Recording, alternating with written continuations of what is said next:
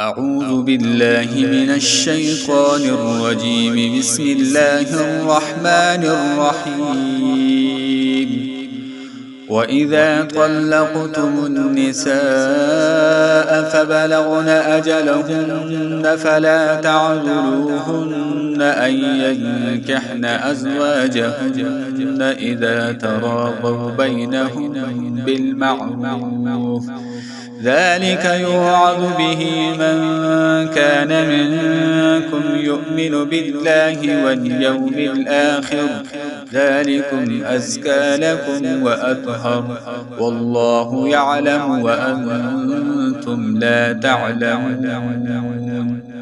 والوالدات يرضعن أولادهن حولين كاملين لمن أراد أن يتم الرضاعة، وعلى المولود له رزقهن وكسوتهن بالمعروف، لا تكلف نفس إلا وسعها، لا تضار والدة بولدها ولا مولود له بولده، وعلى الوارث مثل ذلك، فإن أرادا فصالا عن تراض منهما وتشاور فلا جناح عليهما. وإن أردتم أن تسترضعوا أولادكم فلا جناح عليكم إذا سلمتم ما آتيتم بالمعروف، واتقوا الله واعلموا أن الله بما تعملون بصير. والذين يتوفون منكم ويذرون أزواجا يتربصن بأنفسهن 4 أشهر وعشرا، فإذا بلغن أجلهن فلا جناح عليكم فيما فعلن في أنفسهن بالمعروف، والله بما تعملون خبير. ولا جناح عليكم فيما عرضتم به من خطبة النساء أو أكننتم في أنفسكم، علم الله أنكم ستذكرونهن ولكن لا تواعدوهن سرا إلا أن تقولوا قولا معروفا، ولا تعزموا عقدة النكاح حتى يبلغ الكتاب أجله، واعلموا أن الله يعلم ما في أنفسكم فاحذروه، واعلموا أن الله غفور حليم. لا جناح عليكم إن طلقتم النساء ما لم تمسوهن أو تفرضوا لهن فريضة، ومتعوهن على الموسع قدره وعلى المقتر قدره متاعا بالمعروف، حقا على المحسنين. وإن طلقتموهن من قبل أن تمسوهن وقد فرضتم لهن فريضة فنصف ما فرضتم إلا أن يعفون أو يعفو الذي بيده عقدة النكاح، وأن تعفوا أقرب للتقوى، ولا تنسوا الفضل بينكم، إن الله بما تعملون بصير. حافظوا على الصلوات والصلاة الوسطى وقوموا لله قانتين. فإن خفتم فرجالا أو ركبانا فإذا أمنتم فاذكروا الله كما علمكم ما لم تكونوا تعلمون. والذين يتوفون منكم ويذرون أزواجا وصية لأزواجهم متاعا إلى الحول غير إخراج، فإن خرجن فلا جناح عليكم فيما فعلن في أنفسهن من معروف، والله عزيز حكيم. وللمطلقات متاع بالمعروف حقا على المتقين، كذلك يبين الله لكم آياته لعلكم تعقلون.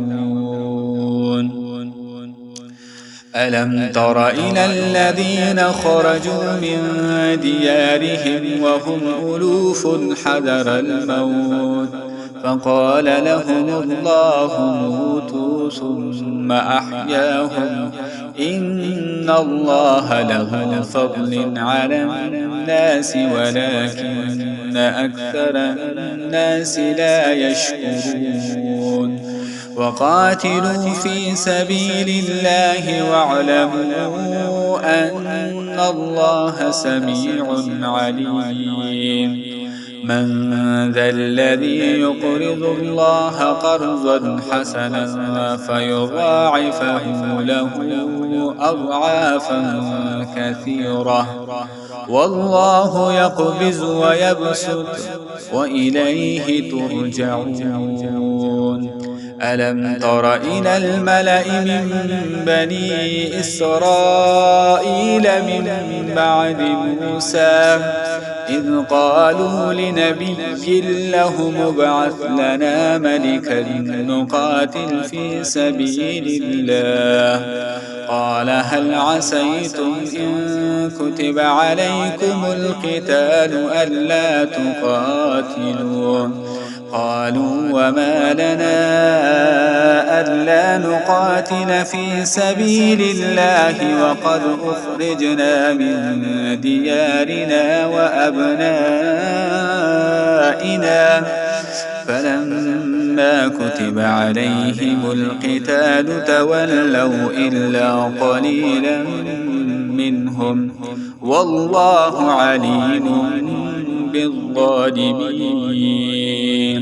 وقال لهم نبيهم إن الله قد بعث لكم طالوت ملكا، قالوا أنى يكون له الملك علينا ونحن أحق بالملك منه ولم يؤت سعة من المال، قال إن الله اصطفاه عليكم وزاده بسطة في العلم والجسم، والله يؤتي ملكه من يشاء، والله واسع عليم. وقال لهم نبيهم إن آية ملكه أن يأتيكم التابوت فيه سكينة من ربكم وبقية مما ترك آل موسى وآل هارون تحمله الملائكة، إن في ذلك لآية لكم إن كنتم مؤمنين. فلما فصل طالوت بالجنود قال إن الله مبتليكم بنهر فمن شرب منه فليس مني ومن لم يطعمه فإنه مني إلا من اغترف غرفة بيده فشربوا منه إلا قليلا منهم فلما جاوزه هو والذين آمنوا معه قالوا لا طاقة لنا اليوم بجالوت وجنوده قال الذين يظنون أنهم ملاقو الله كم من فئة قليلة غلبت فئة كثيرة بإذن الله والله مع الصابرين. ولما برزوا لجالوت وجنوده قالوا ربنا أفرغ علينا صبرا وثبت أقدامنا وانصرنا على القوم الكافرين فهزموهم بإذن الله. وقتل داود جالوت وآتاه الله الملك والحكمة وعلمه مما يشاء ولولا دفع الله الناس بعضهم ببعض لفسدت الأرض ولكن الله ذو فضل على العالمين. تلك آيات الله نتلوها عليك بالحق وإنك لمن المرسلين.